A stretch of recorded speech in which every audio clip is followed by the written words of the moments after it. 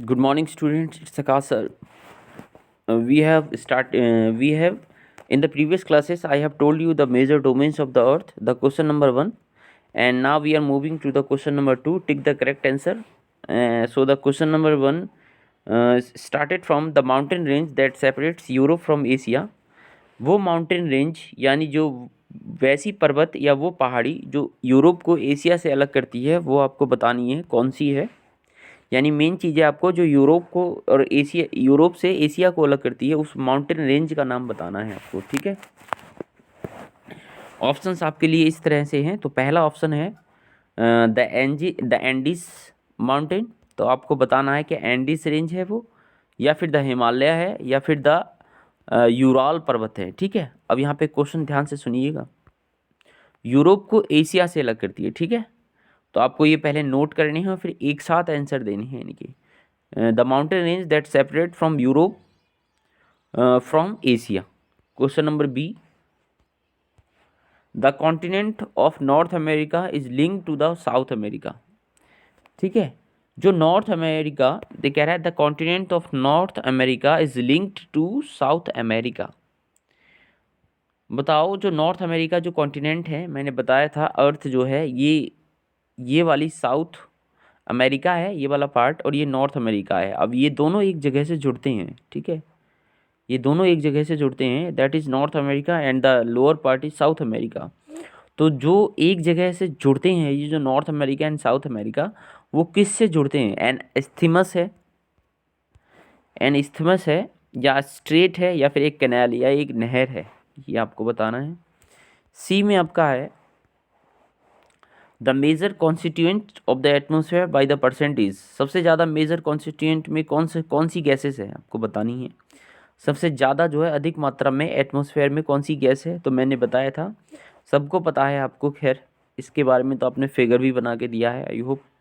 तो इसका आंसर आपको पता होगा। एक संग आपको आंसर देना है, नाइट्रोजन है कि ऑक्सीजन है कि कार्बन डाइऑक्साइड है, ठीक है, या आर्गन है। एक ऑप्शन मैं भी डाल देता हूँ।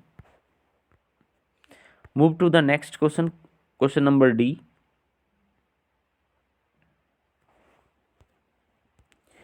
The domain of the earth consisting of solid rock is the domain of the earth जिसमें सॉलिड रॉक्स होती हैं। बताओ अर्थ का ऐसा डोमेन जिसमें सॉलिड रॉक्स होती हैं उसको क्या कहते हैं।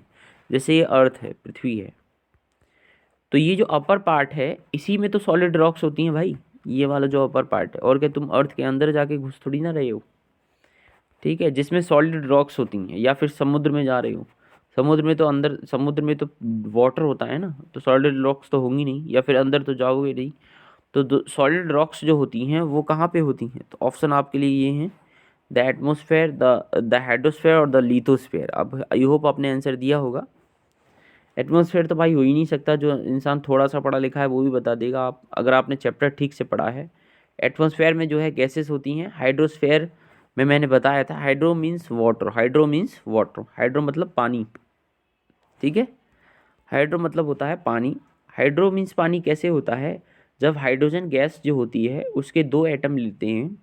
हाइड्रोजन गैस के जब हम दो एटम लेते हैं और ऑक्सीजन के साथ जब मिला देते हैं तो we get H2O, hydrogen oxide. तो हमें हाइड्रोजन ऑक्साइड मिलती है। हाइड्रोजन ऑक्साइड जो है पानी होता है। सीधी सीधी अगर कोई आपसे बोले केमिस्ट्री की लैंग्वेज में, साइंस की लैंग्वेज में, H2O मतलब पानी होता है, ठीक है, वाटर। H2O मतलब वाटर।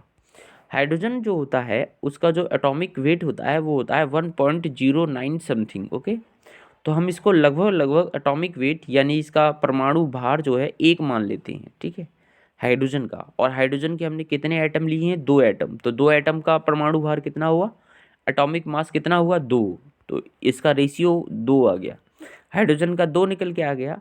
अब क्योंकि हमने हाइड्रोजन के साथ ऑक्सीजन गैस मिक्स की है, तो ऑक्सीजन जो गैस होती है इसका जो एटॉमिक मास होता है वो होता है 16। ठीक है, एक एटम का एटॉमिक मास होता है 16। एक एटम, एक परमाणु का, हाइड्रो ऑक्सीजन के एक परमाणु का जो परमाणु भार होता है वो होता है 16। क्योंकि हमने एक ही तो परमाणु लिया है, एक ही तो एटम लिया है ऑक्सीजन गैस का।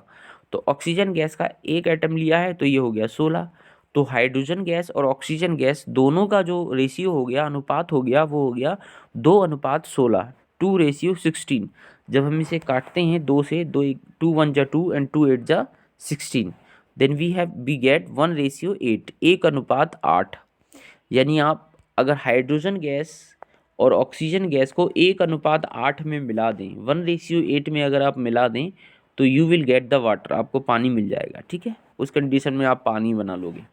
तो हाइड्रो मैंने बताया, हाइड्रो मतलब वाटर, तो हाइड्रो तो हो नहीं सकता भाई, सॉलिड रॉक हाइड्रो में क्यों पाई जाएंगी। लिथोस्फेयर इसका क्या होगा, बिल्कुल करेक्ट आंसर होगा the lithosphere. Move to the next question, we have question number E, which is the largest continent. ये तो बहुत हलवा क्वेश्चन है, पूछ रहा है लार्जेस्ट कॉन्टिनेंट कौन सी है, सबसे बड़ा महाद्वीप कौन सा है। ठीक है, सबसे बड़ा महाद्वीप कौन सा है, तो इसका तो आप आंसर दे ही दोगे, अफ्रीका है कि एशिया है कि ऑस्ट्रेलिया है, बताइए। तो इसका जो सही उत्तर होगा वो होगा क्या, एशिया जो है सबसे बड़ा महाद्वीप है। And the Australia is the smallest continent, जो ऑस्ट्रेलिया है सबसे छोटा महाद्वीप है। और जो अफ्रीका है एक ऐसा महाद्वीप है जिससे तीनों जो हैं रेखाएं गुजरती हैं, तीनों लाइन गुजरती हैं, ये मैं दिखा रहा हूँ। यानी इक्वेटर भी गुजरती है, इक्वेटर मतलब होता है भूमध्य रेखा। एक ऐसी रेखा जो पृथ्वी को 2 बराबर भागों में बांटती है उसे भूमध्य रेखा कहते हैं, इक्वेटर कहते हैं इंग्लिश में, इक्वेटर। इक्वेटर क्या है, एक इमेजिनरी लाइन है जो अर्थ पर खींची गई है। ठीक है, एन इमेजिनरी लाइन, और इसको लैटिट्यूड भी कहते हैं, यानी अक्षांश रेखाएं होती हैं। ठीक है, जो ईस्ट टू वेस्ट, उत्तर से पश्चिम या पश्चिम से उत्तर खींची जाती हैं। ठीक है, आगे है अफ्रीका से एक तो इक्वेटर गुजरती है, एक ऊपर से गुजरती है, एक नीचे से गुजरती है। जो ऊपर वाली होती है वो होती है tropic of cancer, tropic of cancer, इसको हिंदी में कर्क रेखा कहते हैं, कर्क रेखा। इसके जो कोऑर्डिनेट्स होते हैं वो होते हैं 23.5 डिग्री नॉर्थ, क्योंकि हमारा जो भारत है साढ़े नॉर्थर्न हेमिस्फीयर में है, इसलिए आप इस तरह से इसे याद रख सकते हैं। तो ट्रॉपिक ऑफ कैंसर जो होती है वो होती है 23.5 डिग्री नॉर्थ, कर्क रेखा जो होती है वो होती है 23.5 डिग्री नॉर्थ। एक नीचे से गुजरती है अफ्रीका से, उसको कहते हैं tropic of Capricorn, tropic of Capricorn, Capricorn, Capricorn, tropic of Capricorn, TC। इसको कहते हैं हिंदी में मकर रेखा। ठीक है, मकर रेखा। तो मकर रेखा के कोऑर्डिनेट्स वही होते हैं जो कर्क रेखा के होते हैं। ठीक है, ट्रॉपिक ऑफ कैप्रिकॉन के कोऑर्डिनेट्स वही होते हैं जो ट्रॉपिक ऑफ कैंसर के होते हैं। फ़र्क बस इतना है, क्योंकि हमारी अर्थ जो है, हमारी पृथ्वी जो है 2 भागों में बटी है, ऊपर वाला पार्ट नॉर्थ है और नीचे वाला भाग साउथ है। यानी ऊपर वाला भाग जो है उत्तर है और नीचे वाला भाग जो है दक्षिण है। तो क्योंकि ट्रॉपिक ऑफ कैंसर हम नीचे मिलेगी, मकर रेखा हमें नीचे मिलती है, इसलिए इसको हम कहते हैं 23.5 डिग्री साउथ, इसलिए हमें इसे साउथ लगाना पड़ेगा।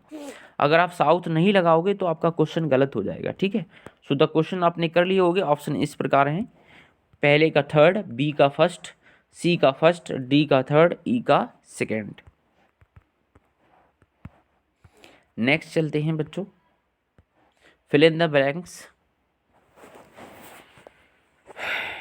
फिल इन द ब्लैंक्स में पहला क्वेश्चन है, the deepest point of the earth is in the Pacific Ocean. बताओ जो पृथ्वी पर जो सबसे गहरा स्थान है और जो कि पैसिफिक ओशियन में है, पैसिफिक ओशन मतलब प्रशांत महासागर, जो प्रशांत महासागर में पृथ्वी का सबसे गहरा स्थान है उसका नाम बताओ क्या है। मैंने क्लास में पढ़ाया भी था, इसी क्लास में, ऑनलाइन क्लास में मैंने शायद कल पढ़ाया था आपको ऑनलाइन क्लास में, कि जो पृथ्वी का सबसे गहरा स्थान है जो पैसिफिक ओशन में, वो है मैरियाना ट्रेंच। क्या है, मैरियाना ट्रेंच।